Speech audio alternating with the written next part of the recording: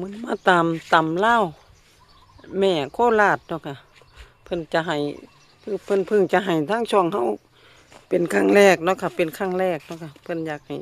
ช่องแม่ตุ๋ยรวยรายวันเป็นสะพานบุญให้เนาะค่ะเพิ่นก็เลยโทรมาหาพอลลี่เมื่อวานเนี่ยก็เลยโทรกลับไปหาเพิ่นเนาะค่ะเพิ่นว่าเลขเพิ่นเข้าดีอยู่เนาะค่ะ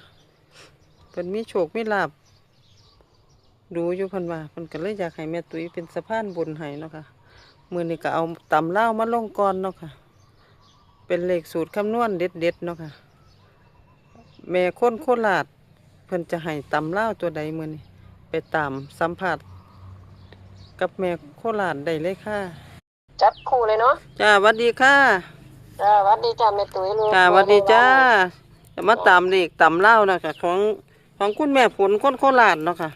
จ้าจ้าว่าเพิ่นอยากเอามาให้ทางช่องเฮาเป็นสะพานบุญให้เนาะค่ะจ้าเนี่ยค่ะแม่ตุ้ยก็เพิ่งจะลงเป็นครั้งแรกเด้อค่ะจ้าเป็นครั้งแรกแต่ของแม่ฝนก็เข้ามาเรื่อยๆอยู่จ้าวา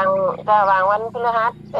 ม่นแหละวันพฤหัสกับวันศุกร์ที่ผ่านมาก็จ้าเข้า45ก็06อยู่จ้าจ้าเขาดีอยู่แม่นบ่ค่ะจ้าเข้ามาเรื่อยๆจ้าค่ะบางทีแม่ฝนก็ทำเองแล้วก็ซื้อเองเนี่ยมันก็ได้อย่างว่าเนาะทีละ5 บาท10 บาทก็จ้าทำไปก็ได้5ได้10แหละแม่ตุ๋ยจ้าเอาพร้อมแล้วจ้ามีตัวใดมีวิ่งหยังบ่นี่เตรียมปากกาแล้วไม่มีเลขวิ่งจ้าเอาจับคู่ไปเลยเนาะจ้าจับคู่เลยก็ได้จ้าจับคู่ก็เลข3 ตัวก็มี629626จ้ะ626จ้าแล้วก็629 629 726จ้า726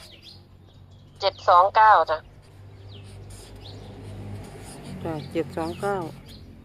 ตัดเล่นก็มี26 26 16 2616 2919 2919แล้วก็06 06กันเบิ้ลที่22 22บอก FC ด้วยเด้อให้เล่นไปกลับด้วยอย่าไปเล่นแต่ตรงหลายถ้าตรงหลายมันจะพลาดโอกาสไปกลับบนล่างเลยจ้ะจ้า FC ก็จะด่วนว่าของแม่ฝนหลายตัวเด้อมองดูบ้างแม่ฝนก็ให้ด้วยใจนี่แหละมีอันที่จับคู่มีตัวเน้นบ่ค่ะมีตัวเน้น3 ตัวก็เน้นให้626จ้ะ626จ้าเน้น626นะคะใช่แล้วก็629จ้ะเน้น2ตัวเน้นตัวใดจ้า2 ตัวก็เน้น26เน้น26 29 29 06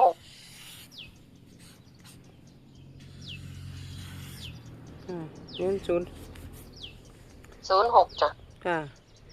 22เป็นตัวกันมันว่าเบิ้ล22นี่จ้ะกันเบิ้ลไว้จ้ะเพราะว่ามันเป็นวันจันทร์เนาะกำลังวันมันอยู่ที่เลข2ย่านมันมาเบิ้ล2ค่ะก็เพิ่งให้ทั้งช่องเป็นครั้งแรกเนาะค่ะขอให้ปังๆเด้อครั้งแรกขอให้ขอให้ช่องแม่ตุ๋ยแม่ตุ๋ยรวยรายวันที่ FC เขามาดูของแม่ตุ๋ยรวยรายวันก็ขอให้เฮงๆปังๆกันทุกผู้ทุกคนเด้อให้กดไลค์กดแชร์ให้แม่ตุ๋ยรวยรายวันด้วยเด้อ FC จ้าขอบคุณหลายๆเพิ่งเป็นช่องน้อยๆหลังจากคนติดตามมันจะได้20,000 กว่านี่นะจ้ะจ้าเดี๋ยวใจเย็นๆเดี๋ยวก็มีมาหลายๆแหละแม่ตุ๋ยจ้าอย่างน้อยฉันก็คนนึงแหละที่ฉันดูอยู่ขอบคุณหลายๆฝากกดไลค์กดแชร์ด้วยเด้อค่ะติดตามจ้าเดี๋ยวจะบอกเพื่อนๆทุกๆบอกว่าให้เขาไปดูของแม่ตุ๋ยเพราะว่าเพื่อนเขาก็ดูคลิปฉันด้วยไงจ้าจะให้เว้ากับบ่ทันเก่งคือกับเจ้าดอกเว้าบ่เก่งเหมือนกันนั่นแหละแม่ตุ๋ยฉันก็เหมือนแม่ตุ๋ย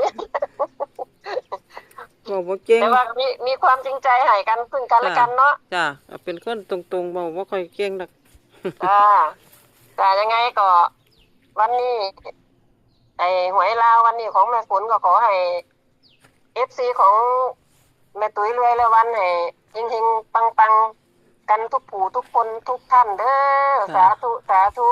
จ้าขอบคุณหลายๆมื้อนี้ขอให้เข้าเด้อมื้อนี้ขอให้ปังๆแล้วมัน